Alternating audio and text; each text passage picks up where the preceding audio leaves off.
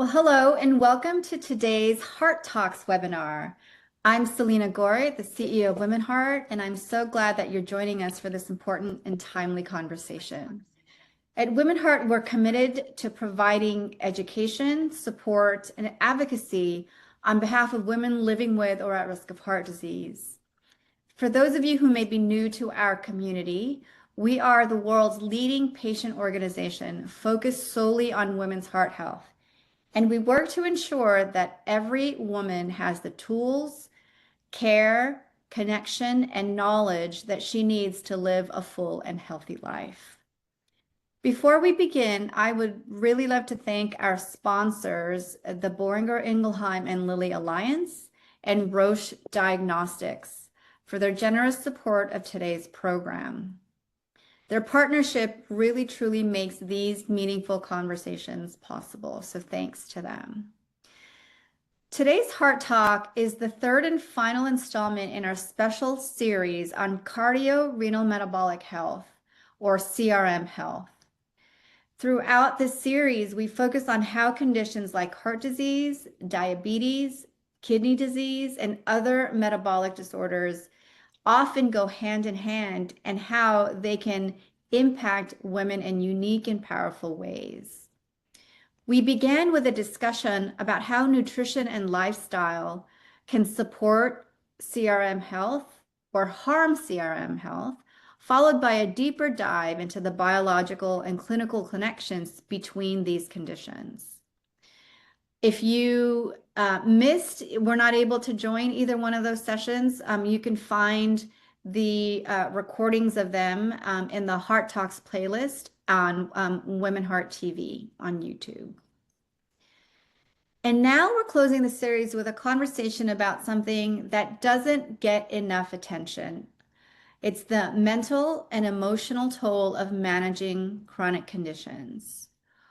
When you're juggling multiple diagnoses, doctor's appointments, medications, and major life adjustments, and not to mention all the other things that you have to do in your life, it can affect so much more than your physical health. It can weigh on your mind, impact your relationships, and leave you feeling isolated or overwhelmed. That's why today we're focusing on what it truly means to take care of the whole you. Your body, your mind, and your emotional well-being. I'm so honored to be today to be joined by Dr. Laura Suarez Pardo, a psychiatrist with expertise in psychocardiology, who will help us understand how mental health and chronic illness intersect and how we can build resilience while managing the complexity of chronic disease. Dr. Suarez has been a valued partner in training with our new WomenHeart champions. So if you're a WomenHeart champions, you may recognize Dr. Suarez. She has been part of our Science and Leadership Symposium training new champions at the Mayo Clinic. And she works closely alongside Dr. Sharon Hayes to ensure that our champions are equipped not only with knowledge, but with the emotional insight needed to support others. We are so grateful, Dr. Suarez, for your continued collaboration. And later in this conversation, we're going to hear from one of our amazing WomenHeart champions, Porthia Dennis, who will share her personal journey navigating chronic conditions and what it has meant for her mental and emotional well-being. So let's start with welcoming Dr. Suarez.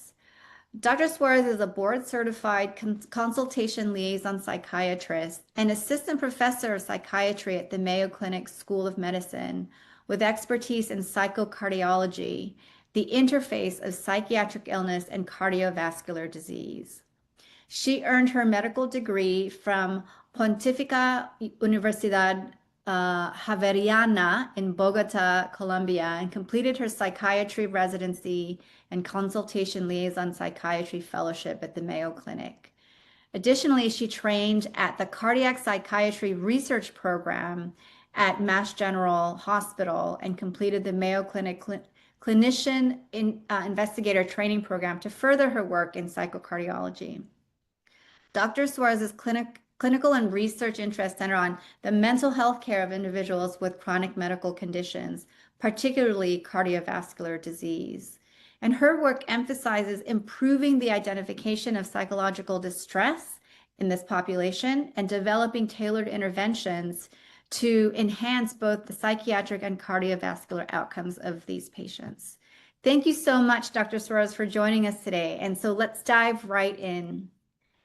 To start, can you help us understand the emotional and psychological impact of living with a chronic condition like heart disease, or perhaps managing multiple chronic conditions, and how mental health is most affected in women facing these kinds of ongoing medical burdens? Yes. So first, thank you so much for having me. It's a real pleasure to be here. So when we think about having a chronic disease, we all actually adapt and respond to that in different ways. But there's some commonalities of how we deal with them. The first thing that I want to talk about is loss and grief, right? When we have health problems, we lose a lot of things that we may have taken for granted. Things that are common, especially with cardiac disease, is identity, who we are. Now the illness takes over who we are, our independence, our ability to do the things that we used to do without the help, how we do our professional careers, our work, our role as a caregiver, as a mother, as a daughter, as a sister.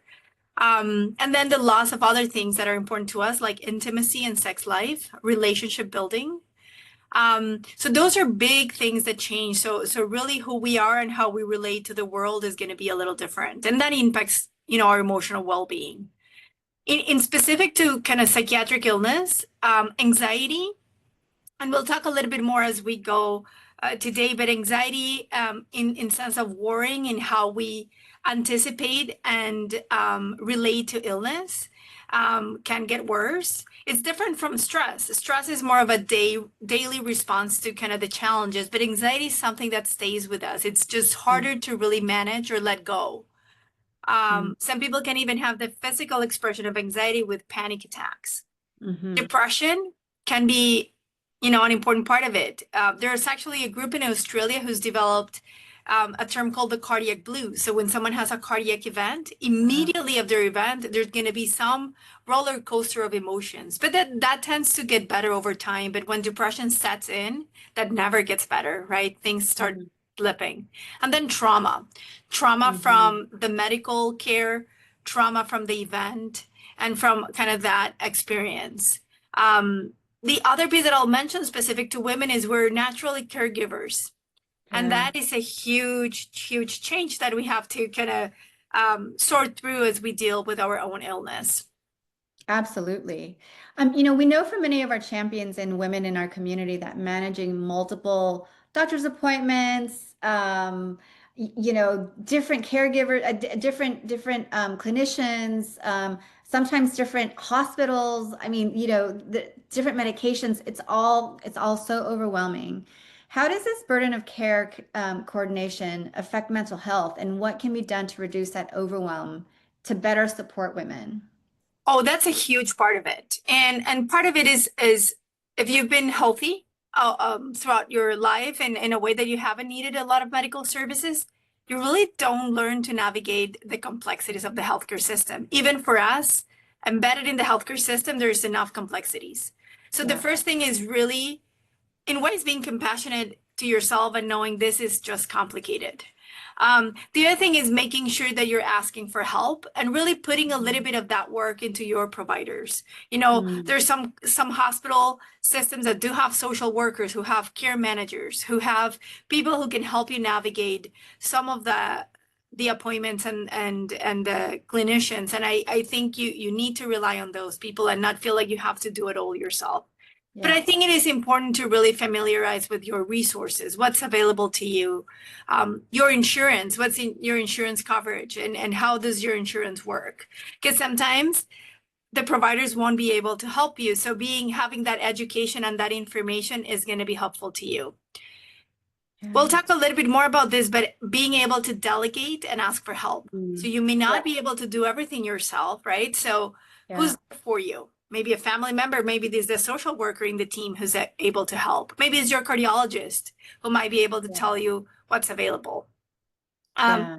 We all have to advocate for ourselves and get the care you need. And in mental health, that's a huge part of it, because sometimes people focus on the heart, but they sometimes don't focus on other areas that might matter to you. So you do have to advocate for yourself, but that doesn't mean that you have to do it alone.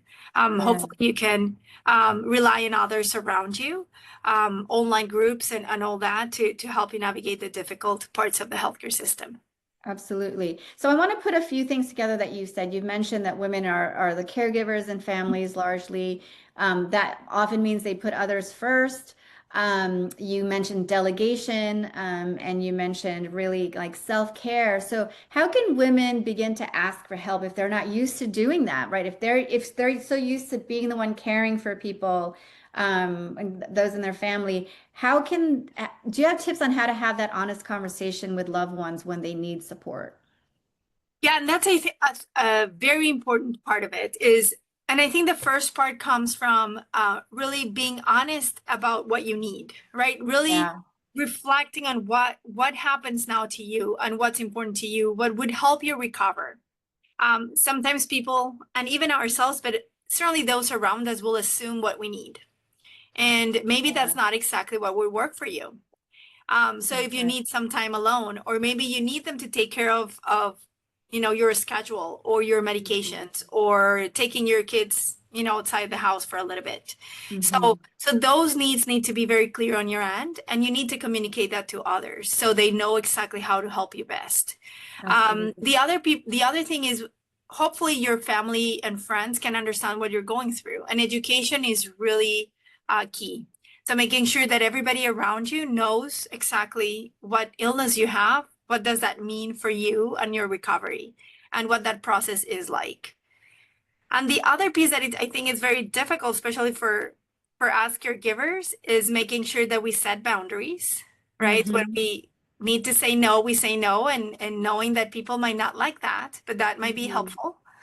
And then how can we be more flexible? We might Hmm. be the person who likes to care for everything, right? We do everything for the kids, or we want to do the cooking or the cleaning, and Right. maybe we can't anymore.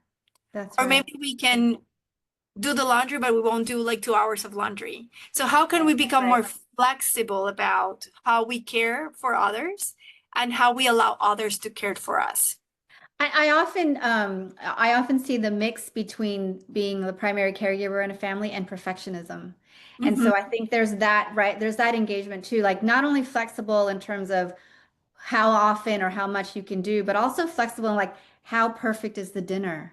How clean are the clothes? Mhm. Like how are dishes put in the dishwasher, right? Like there's so many different ways to be flexible. And it's sort of this expansion of, okay, to give myself grace, I have to give others grace as well.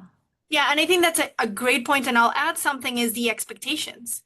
So Yeah. you might have really high expectations, and it could be as simple as dinner, but also it can be expectations about your recovery. Oh, I'm Yeah. gonna recover in like 2 weeks. Yeah. Well, it happens that illness actually has sometimes its own plan, and we may lose control, and that can be very difficult, especially for some of us who might be a little bit more control freaks. And how Yeah. are we going to be Absolutely. able to navigate that? Yeah. Absolutely. You mentioned also this idea of identity shifting, and I want to like focus in on that as well. So we know that chronic illness can lead to major shifts, obviously, in roles, as we've just discussed, within families, even at work, and other friendships, relationships, outside of the home.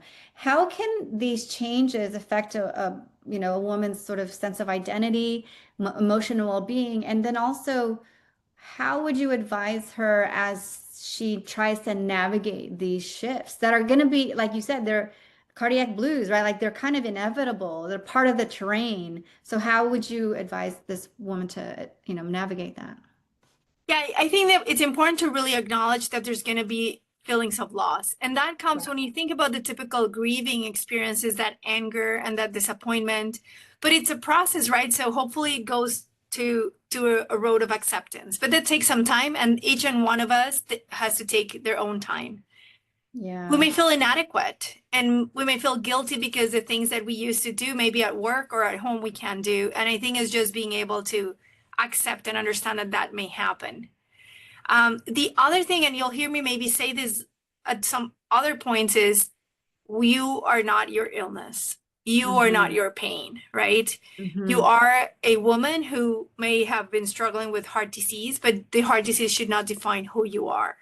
And that's part of the idea of really making sure that you continue to explore who you are as you navigate cardiac disease, as opposed to letting cardiac disease define you.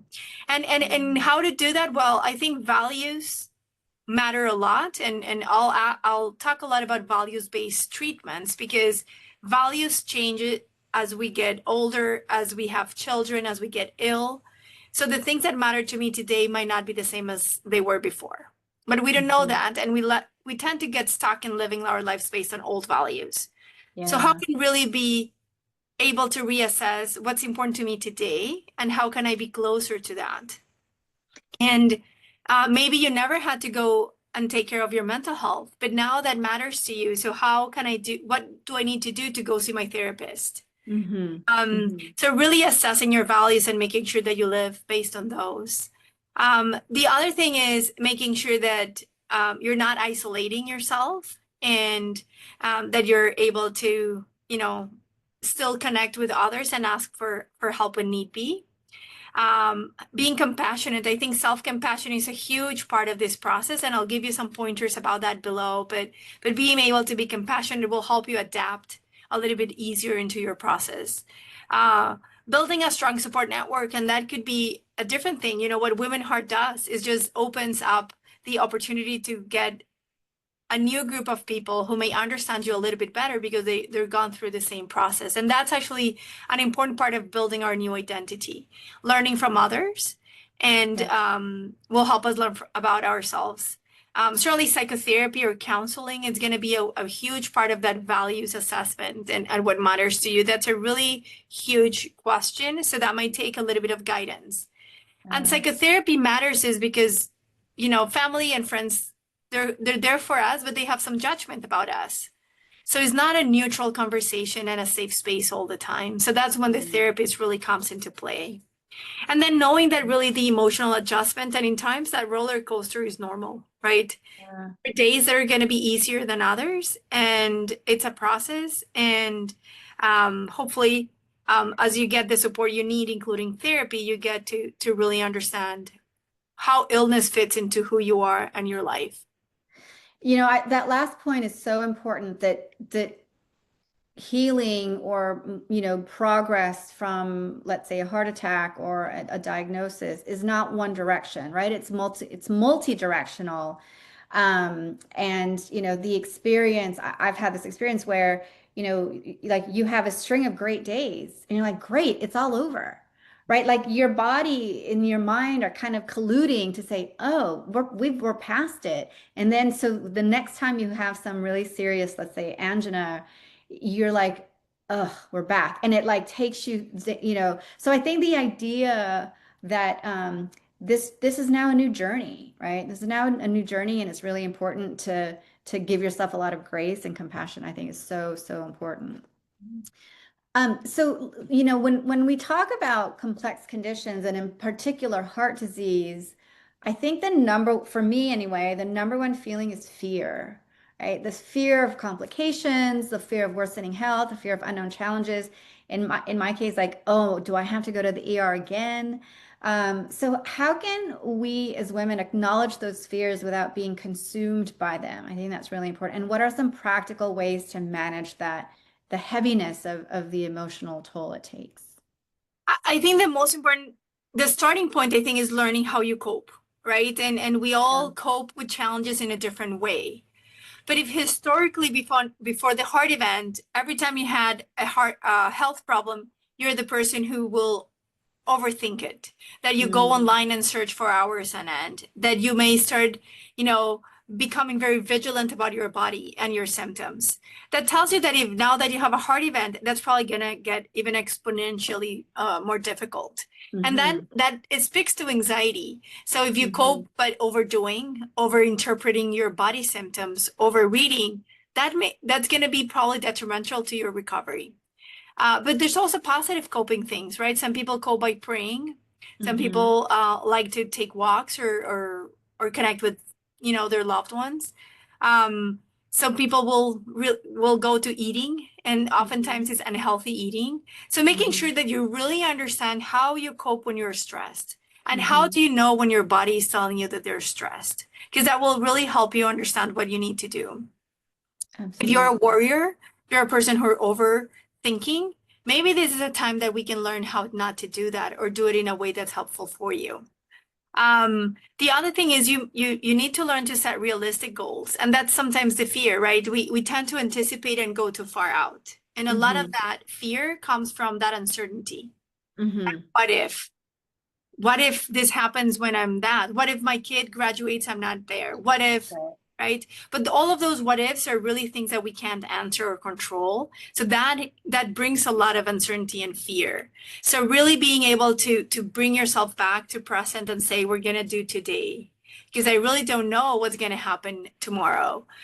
Certainly there are things like mindfulness techniques and grounding techniques that helps you really stay present. So you really don't let your brain really take you.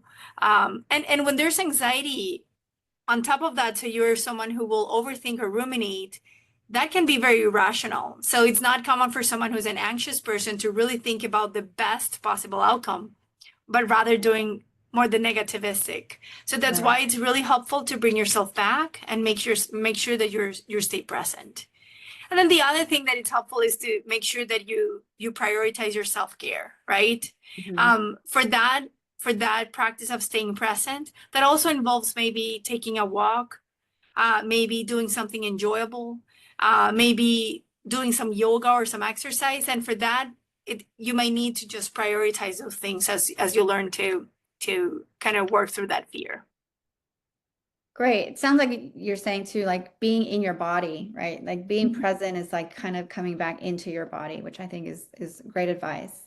And sorry, I didn't add, but the other thing is if the overthinking becomes really intense, I mean, certainly that's when psychiatry comes to play. With our medications that are very safe that we can help with. So don't feel like you have to suffer alone, right? There is not only the therapy and the counseling, but there is also the medication side of things that can help you really take a break. Great. So, in sort of broader society, we're still breaking through stigma. There's a lot of stigma around seeking mental health support or even emotional support. How can we help normalize the conversation so that we can better acknowledge the emotional impact of chronic conditions? Yeah, and that's something that we work on every day. What I would say is we're kind of repairing a little bit of our history. So that kind of dualism of thinking that our mind and body were two separate things was a very common thing in the past. And with the work we do, with science and with education, we've of course learned and confirmed that there's just one body. And things for you to think and help others understand that is when we get really excited, sometimes our heart races.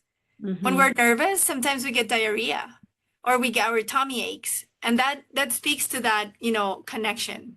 Yeah. And, I think part of it is really understanding that it's just one body. And when something happens in any other part of the body, that's going to affect our mind.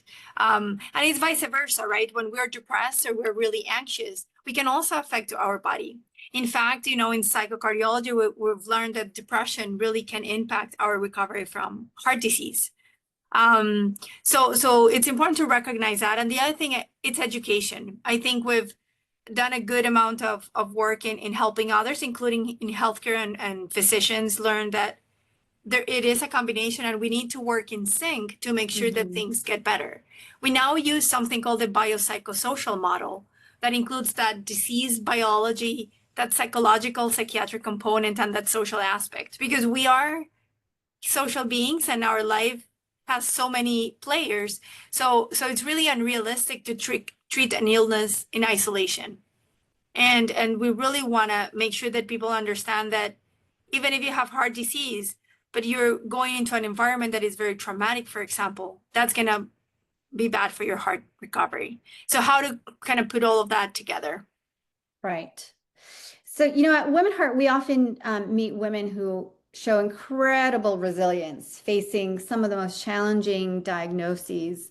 What are some sort of realistic, evidence-based strategies that women can use to build up this resilience if they feel vulnerable or weak, so that they can better manage their chronic illness? Are there things that they can do every day, maybe, that can help with these feelings of stress or overwhelm? Absolutely. So I would say the first is that survivorship mentality.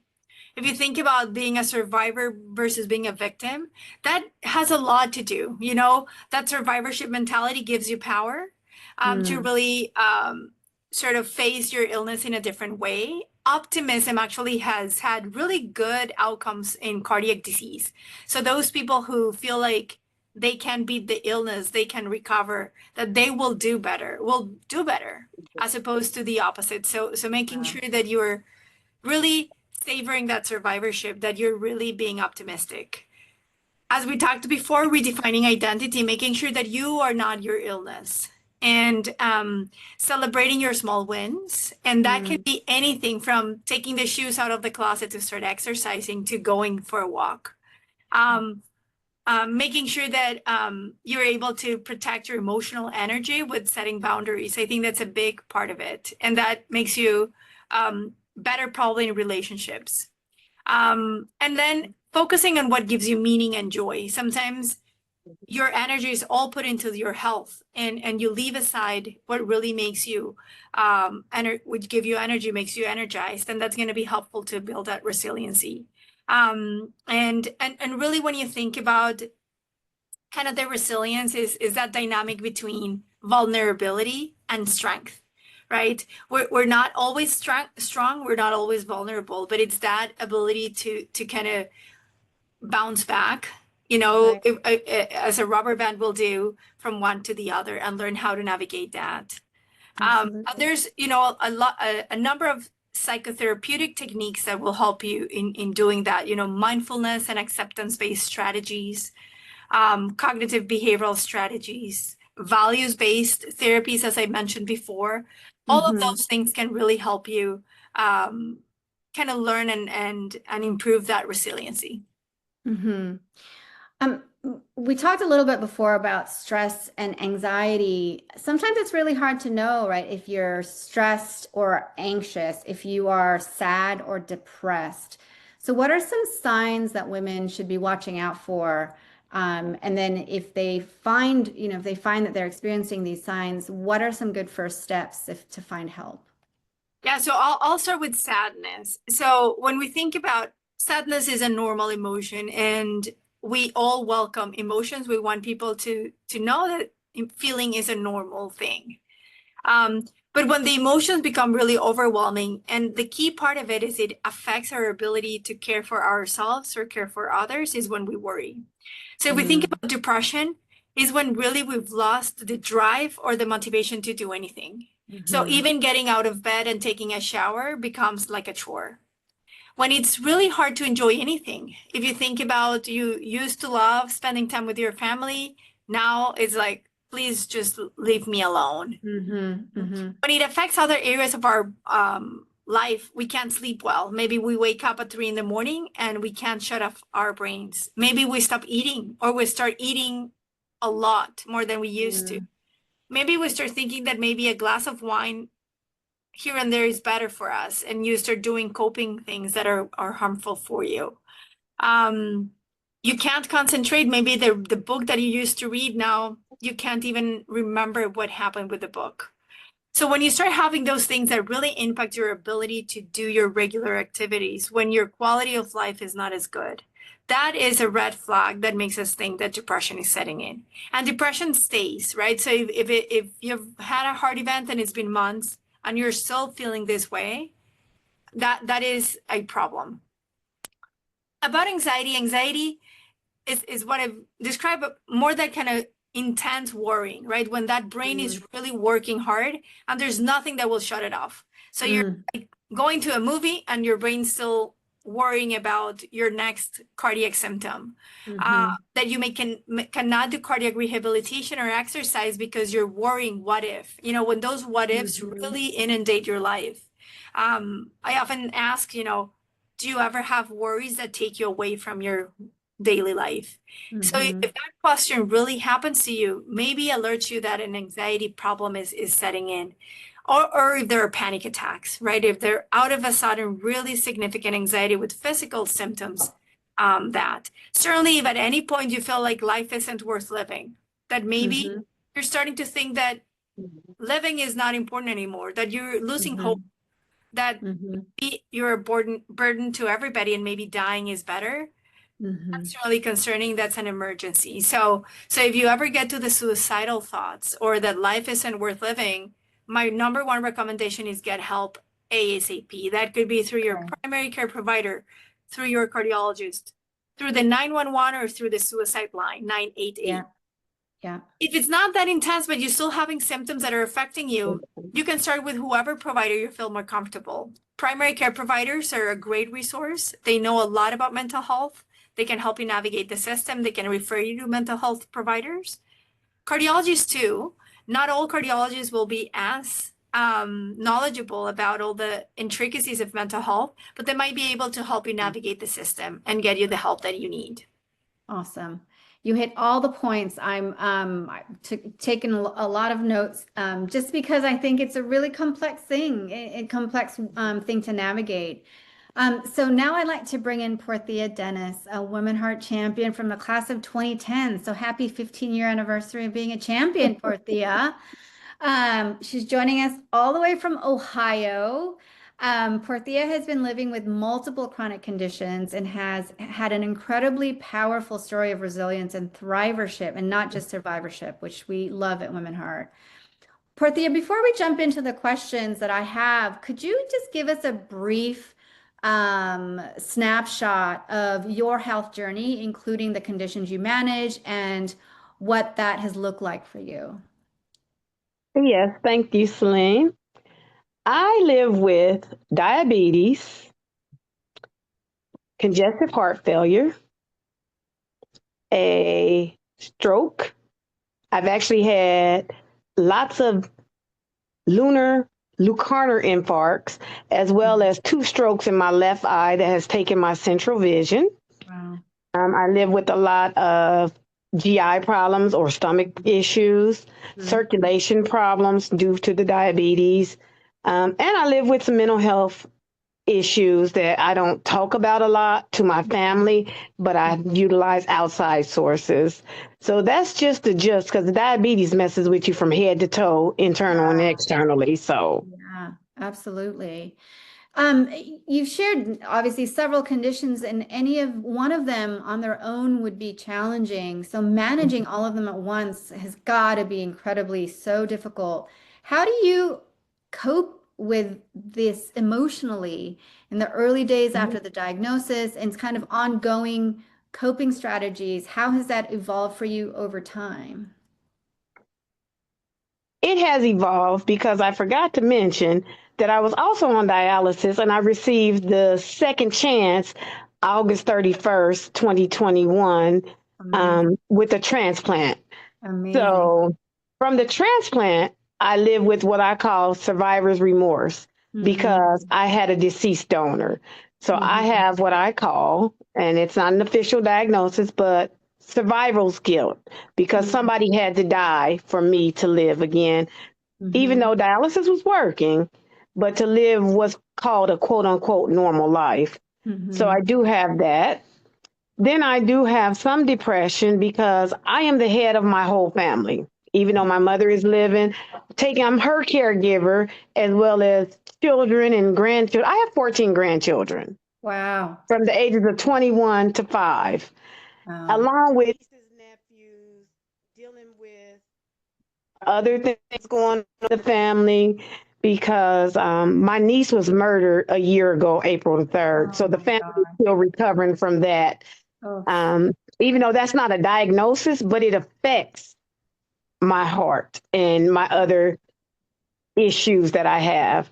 absolutely. So I have to put on this mask around my family. But when I'm at home by myself, that's a whole nother.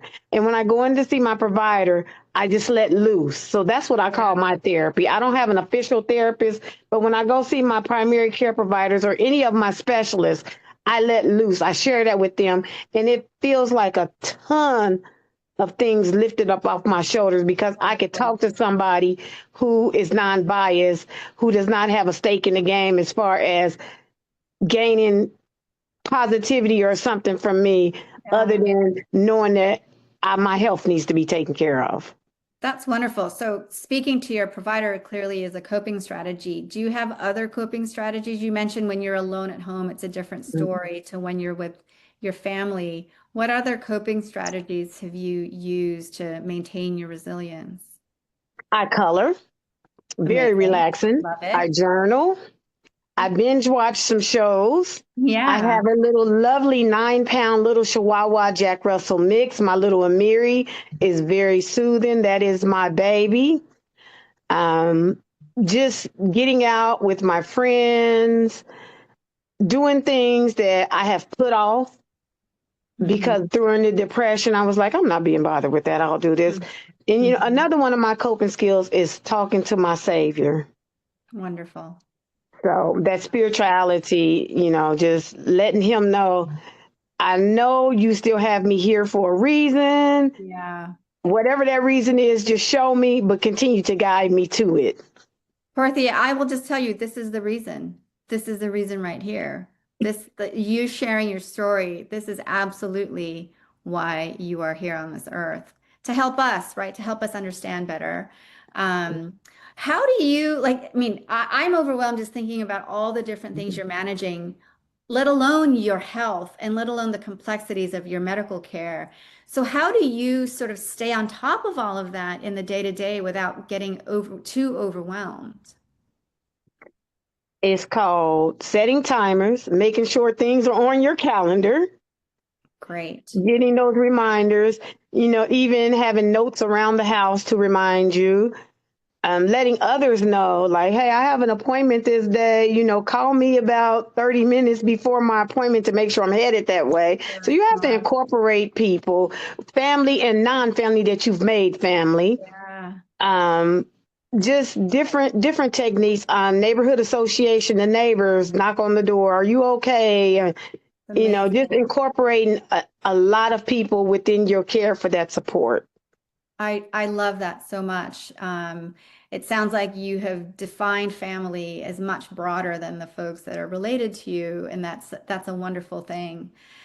We know that navigating the healthcare system and dealing with things like insurance and, you know, can be so draining and stressful. How has that part of your health journey impacted your mental health? And what kind of strategies would you suggest or recommend for others who might be facing those kinds of challenges? One thing is always prepare for your provider's appointments. Sit down, write those questions down, take all your medicines in with, even if you know them off the top of your head, take them in with you so they can actually see them. The other thing with having so many different providers, you want to make sure that they're in the loop. So if I know I went to see my renal doctor or my nephrologist, when I go to my primary care or whoever I go to, I'll say, did you get that note from my primary care or my specialist? And if they say no, I'll say, go call. I'll sit here and wait. I'm not in a hurry because I want everybody to be on the same page, because I don't want them. And so many times, like when I went to the ER, they've tried to give me NSAIDs, the ibuprofen. I can't take that. Right. Because the kidneys, I can't take that, you know, or because of other reasons, I can't take certain things. So they will know. Like I said, if they have not got it, I'm going to wait for it. Go call them. If it's an hour, I'm going to sit here and wait, because I want them all to be on one page and one accord to keep that continuity of care with me. That is so brilliant. And that's what Dr. Suarez was saying earlier about putting the work back on your providers in some, you know, in these instances, and breaking down silos from one provider to the other, right, is sometimes left to us as patients. So I think you exemplified that beautifully.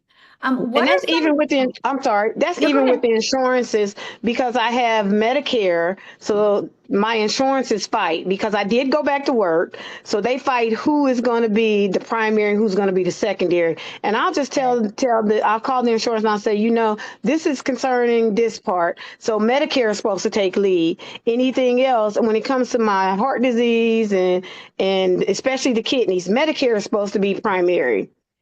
But Anthem will say they're primary, and then they'll fight back and forth. And I just tell them, y'all gonna have to work that out. I done did what I'm supposed to do. So you have to also put that back on the insurance companies too. Don't let them stress you out.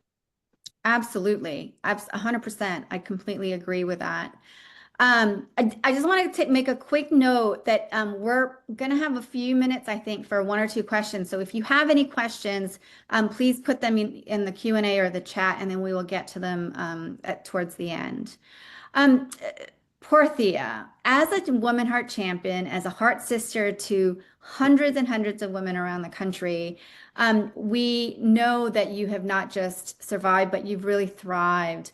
What has helped you stay grounded or hopeful even when times get really tough? The number one thing is thinking about my heart sisters across the 50 states and how we all have this sisterhood, how we all are thriving and surviving, even though in the midst of our dirty diseases. But Yeah. it is amazing to see us, boots on the ground, in red, advocating for one another just by picking up the phone. Hi, Annie. How are you doing? Hi, Tammy. Hi, even calling the office. Hi, Samantha. Hi, Stephanie. I mean, it's a sisterhood and a family, like you said. Family is not always blood. Even though we wear red, that's our bloodline of family there. And that's the way I Absolutely. look at it. Absolutely. For women who may just be starting off, right? Maybe they've just been diagnosed, or maybe they're just finishing a recovery from a heart attack. How would you advise them to start to find their way, right? Because they're probably overwhelmed, afraid, anxious. How would you advise them from your experience, Porthia, about managing their health and their emotional well-being through the process of recovery? One thing is talk to your providers. Ask your cardiologist, are you part of an alliance for a support group with women? Do you know of any programs that is woman specific that is experiencing the same thing I am? Yeah, Google, look out there. That's how I found Woman Heart. I was just Googling one day and it amazing. came up. I just put in women in heart disease and it was the first thing that came up.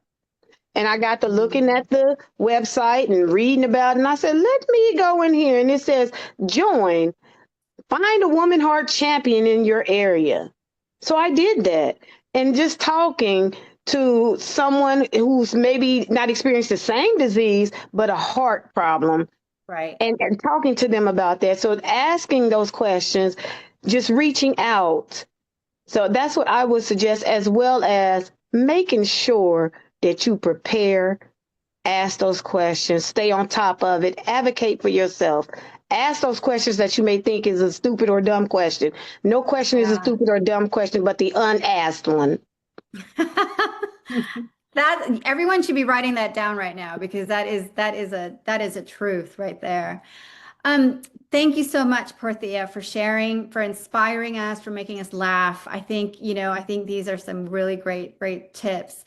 Dr. Suarez, as we've just listened to Porthia sharing her lived experience and sort of sharing the highs and lows, in fact, of that, do you have any reflections on that and sort of what you see that we should really celebrate, and how we might sort of take Porthia's experience to say, hey, you know what? These are some really good tidbits to sort of apply into your own life. Well, I think it's very important to recognize all the work that you do, to manage and recover, right? Sometimes we don't think all the work that we actually, as providers, ask you to do, but also that you have to do.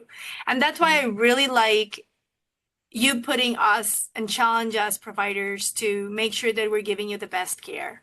And at times it's not because we don't want to do the best for you. Sometimes it's busy. There's time constraints. There's some people who see Yeah. patients for 10 minutes, 15 minutes. So I welcome when the patients will challenge me in saying, well, I need you to do this for me. I hear a lot about caregivers, for example. You know, you've struggled with heart disease and family is struggling, and who's going to take care of my family? What is your take on that? So I really appreciate that because it keeps me thinking. It keeps me eager to really develop or think how to make care better. So I really like that. And then the other thing is that you have really good coping mechanisms. I think you've really worked closely with your support network, with some people who've gone through similar experiences. I think that's a huge part of it. And then you've created your own safe and good space, right? With your dog, with your TV, with family. So I think all of that is really, really amazing. That's great. And before we turn to, we've got a ton of questions, so I'm excited to dive in. But I had a question for you, Dr. Suarez. We often hear the example of a woman experiencing chest pain going to the ER, and we often say this, I hear myself say this all the time, and they were sent home with an anxiety diagnosis without having been tested. So I just love to hear your reflect, because like my first thought is, hey, hold on a second. We need if you want a clinical diagnosis of anxiety, you need to see a mental health professional. But I feel like sometimes anxiety is sort of the first stop for, especially in the ER, for folks who, may not think that this person's having a heart attack. Yeah, and that's a very important thing is because anxiety sometimes will cloud, the presentation. And in women, that is particularly important because what happens is women present symptoms a little bit different. Yes. So we know that there might be chest pain, but the way they present a heart attack is different than the classic symptoms we know for men. So that actually accounts for a lot of the losses in the ED and saying, oh, that is just anxiety and getting dismissed. So certainly you have to really, in ways, push and advocate to get the care. But the other thing is, if they say it's anxiety, then I agree that you need probably an expert to really dive in and make sure that they tell you exactly what anxiety looks like. Right. And anxiety is a really broad term for so many things, right? Yeah. So there's a number of disorders under anxiety, including post-traumatic stress disorder and trauma, that need different types of treatment. So I agree that you always need to get the expert assessment to make sure you understand what exactly anxiety means. And then, if symptoms are persistent. So I never tell any of my patients with active anxiety even to not go get the care they need if they feel symptomatic or they're struggling. So never stay home and just say, oh, this might not be a heart event. I want you to get the care you need and make sure that you sometimes have to advocate for that, even if they don't want to. I think that's brilliant. Let's get to the questions because there's a lot here. So Debbie says, how do we provide documentation to employers that we have a need for emotional support due to a heart event and other chronic issues? Yeah, and I think it's similar to any other medical, leave. It's not any different. And sometimes we do provide, sometimes a work excuse or paperwork to help people get the time to get their mental health needs. I always tell patients, you don't have to disclose any details of your care, not even your cardiac care. I mean, nobody really needs to know what you're going through. It's confidential and it's your right to keep that for you. We have a lot of patients concerned, for example, if they need psychiatric hospitalization because maybe their depression has been worse, to how are you going to disclose that to the employers? And we make sure that they get documentation if they don't want to have all the diagnoses. We're very helpful in making that vague and make sure that you feel kind of good and safe with your employer. But don't feel like mental health is any different in any medical illness that you might need time from work. That's really great advice. Thank you for that. Another question, how does menopause add to the mental health and heart disease mix? Oh, Hugely. So first, estrogen is protective for our heart. So as estrogen drops and menopause sets in, that's when the cardiac risk increases. And that's why there's a little bit of a mismatch in age between men and women, is because women, most of the heart events can happen around that menopause time. So that's the first thing. And then the second thing is, we know that menopause also increases the risk of depression. Oh, And wow. from a very complex, body and physiologic, mechanisms, actually depression also increases the risk of cardiac disease. There's increased inflammation, there is increased risk of coagulants or thrombosis or clogging. There is actually increased heart rate and blood pressure. So there's a lot of mechanisms that actually make patients have more heart disease. And on top of that, if you add the decrease in your hormonal protection and the menopause, that can make things more complicated. Not to say that with menopause and the hormone changes, we get a lot of other roller coaster of emotions, right? And then you get some hot flashes, and now you're being kind of more irritable and angry, and you don't know what's going on. And all of that is going to have an interplay with your heart disease and your illness. So it's almost like a new illness experience that you have to go through. Right, right. Thank you. I just want to note that normally we end our heart talks, a little bit earlier, but there's so much here. I can't help but go through them all because I think it's really, really important to educate our community. So next question is, are SSRIs like Lexapro helpful and safe after a heart attack to help deal with anxiety and panic attacks? Yeah, so SSRIs are our classic antidepressant. It is selective serotonin reuptake inhibitors for the whole name. But some common ones within that group that you may have heard of is Prozac or fluoxetine, Lexapro is one, Zoloft or sertraline. They're actually our number one and first line agents we use to treat both depression and anxiety, definitely panic attacks. They have proven to be very safe. There's been a great number of studies and the medical trials with over 500 patients that have shown that these medications are safe. Sometimes when patients are taking other medications, we always have to be careful that the medications don't interact with each other, because sometimes it increases risks. But for the most part, the SSRIs can be very helpful in treating depression and anxiety. Lexapro is one that we often use.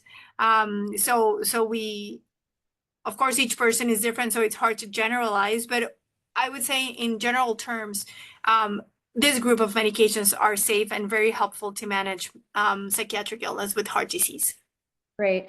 The next question from Tommy, I was just thinking the same thing. Like, I feel like Dr. Suarez as a how do you say again? Psychocardiology. Psychocardiology, in the psychocardiology field, you're like a unicorn. So she was saying that she's had some real difficult challenges trying to find somebody who could serve as a therapist for her, who would understand what the complexities are and the sort of interplay. So how would you go about locating a therapist with experience with cardiac patients? Yeah, that's a good and $1,000,000 question. And but